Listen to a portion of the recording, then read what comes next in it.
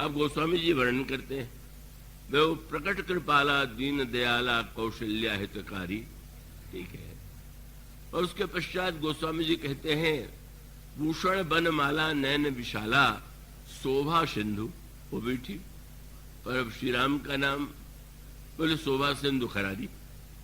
अब भला बताइए, श्री राम का जन्म हो, अभी कोई युद्ध भी नहीं हुआ, किसी से विरोध भी नहीं हुआ, इतने नाम थे तो और कोई नाम दे देते, ये शोभा सिंधु खरारी कहां से आ गए? पर वो खरारी नाम बहुत बार वे ऐसे अवसर पर लेते हैं जो अवसर के अनुकूल नहीं। युद्ध के अवसर पर खरारी कहें, विरोध के अवसर पर खरारी कहें, लेकिन जब वो कह देते हैं शोभा सिंधु खरारी। और उसके पश्चात कौशल्या अम्बा को भगवान ने जब अपने विराट रूप का दर्शन कराया और कौशल्या जी उस दर्शन से बिल्कुल चकित हो गई, गोस्वामी जी ने तुरंत लिखा, विस्मयवंत देखी महतारी। जब प्रभु ने मां को विस्मय युक्त देखा तो क्या किया? बोले भयो बहुर शिशुरूप। कौन? बोले शिशुरूप खरारी। खरारी जो थे वो बालक बन गए। गोस्वामी जी के साहित्य में यही नाम है क्या? इस समय बोले खरारी कहां से आ गया? कौशल्या जी के सामने जन्म लेते हैं तो खरारी, और जब विराट रूप का दर्शन कराते हैं तो भी विस्मयवंत देखे महतारी बहुत रूप खरारी। रामायण के अनेक बड़े महत्व के प्रसंगों में जहां पर ये नाम साहित्य की दृष्टि से, साहित्य का गुण तो ये है कि भाई जिस प्रकार का कार्य व्यक्त कर रहा है उसके अनुकूल आप उसको उपाधि दीजिए। कोई दान दे रहा हो और उसको आप कहें बड़े वीर हैं तो कोई बुद्धिमानी थोड़ी, और कोई वीरता का कार्य कर रहा हो और आप कहें बड़े दानी हैं तो भी उचित उपाधि नहीं है। पर गोस्वामी जी ने तो सीमा पराकाष्ठा कर दिया। क्या? लंका के युद्ध में भगवान राम को मेघनाद ने नागपाश में बांध दिया, तो मेघनाद बलवान सिद्ध हो रहा है, मेघनाद का पराक्रम है, पर गोस्वामी जी ने श्री राम के किस नाम का चुनाव किया?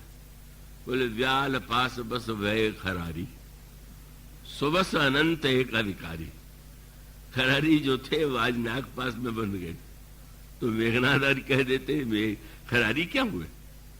और सीमा तो पराकाष्ठा तक तब पहुंच गई जब लंका विजय करके लौटे और भगवान श्री राम से मिलने की व्यग्रता तो अयोध्या के प्रत्येक व्यक्ति में है, और प्रभु ने देखा कि सब लोग मिलने के लिए व्याकुल हैं, तो आपने क्या किया? गोस्वामी जी ने कहा, जब भगवान प्रेमा तुर सब लोग निहारी, कौतुक कीन किसने? बोले कृपालु खरारी। भगवान राम ने जब लोगों को व्याकुल देखा तो व्याकुल देख करके भगवान श्री राम जो है, खरारी जो श्री राम है, उन्होंने कौतुक किया। क्या? अमित रूप प्रगटे तेहि काला, जथा जोग मिले सब ही कृपाला।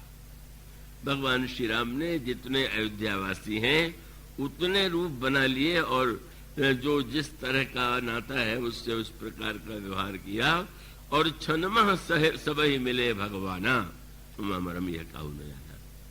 ये खरारी शब्द गोस्वामी जी को इतना क्यों प्रिय है, इसके अंतरंग पर दृष्टि आप डालें तो इसमें तो दर्शन शास्त्र का सार है। सार क्या है?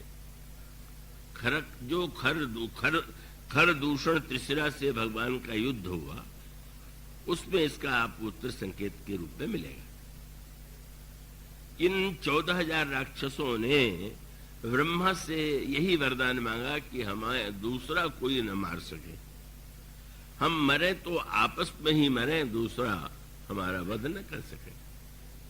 तो उनकी योजना ये थी कि हम आपस में जब लड़ेंगे नहीं तो मरेंगे क्यों?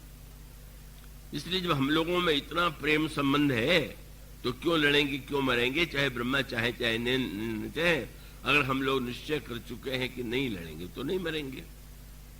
अब भगवान श्री राम अकेले, लक्ष्मण जी से भी उन्होंने कह दिया कि सीता जी को लेकर के दूर पर्वत कंदरा में जाकर के वहां पर उनकी रक्षा करो, अकेले हैं।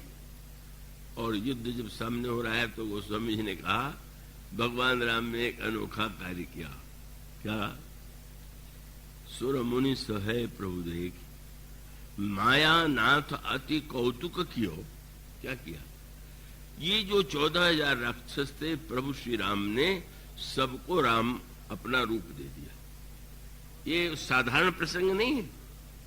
14,000 राक्षसों को भगवान श्री राम ने सबको अपना रूप दे दिया। सारे के सारे राक्षस श्री राम के रूप में परिणत हो गए। और उसका अर्थ ये कि भगवान श्री राम से पूछा गया कि महाराज इन सारे राक्षसों को अपना रूप क्यों दिया? तो प्रभु ने कहा कि देखो, जब ये लोग आए थे तो मेरे रूप को देख के मोहित हो गए। तो मैंने सोचा जब मेरे रूप के प्रति इतना आकर्षण है तो चलो हम अपना रूप ही इन्हें दिए देते। वैसे शास्त्र में जब भगवान किसी पर प्रसन्न होते हैं तो जो 4 प्रकार की मुक्ति देते हैं, उसमें सालोक्य, सामीप्य, सारूप्य और सायुज्य, ये 4 नाम दिए गए। सालोक्य माने भगवान के धाम में निवास मिल गया तो मानो ये मानो भगवान के जो मुक्ति है वो सालोक्य मुक्ति है।